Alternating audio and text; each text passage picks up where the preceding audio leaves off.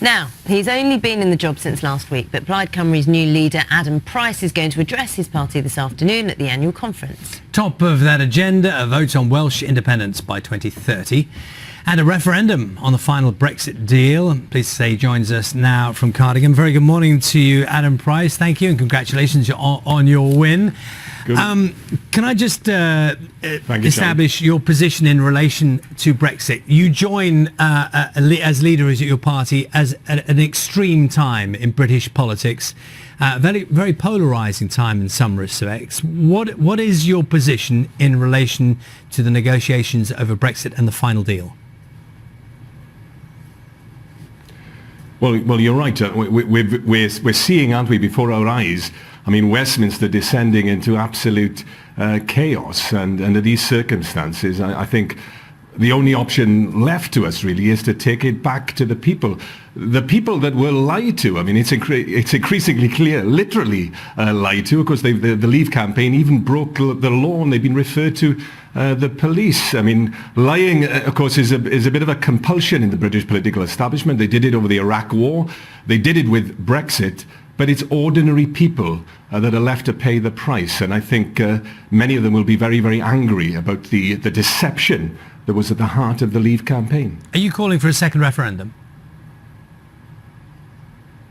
Absolutely, absolutely. And in that referendum, I think it's almost certainly that no sensible deal will be on the table. We've tried to argue for a practical, pragmatic approach, staying in the single market, which would protect our economic interests here in Wales. That's not going to be on offer. And in those circumstances, we should vote to remain within the European Union in order that we can protect the livelihoods of the people of Wales. What is your policy in relation to Welsh independence? We want it. There's a very simple truth here, Charlie. No country ever ruled another well.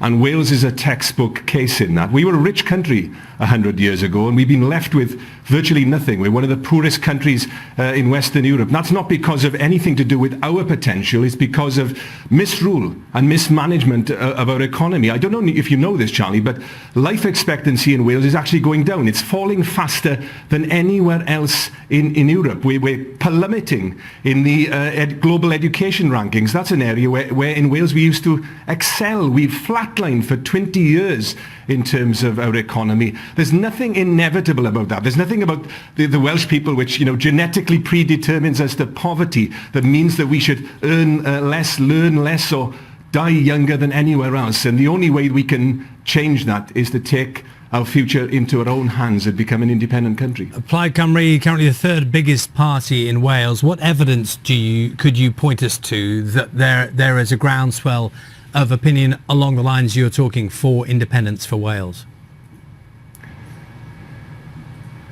Well, Charlie, you go into politics because you want to persuade people. You want to change minds. We voted Labour in Wales for 100 years.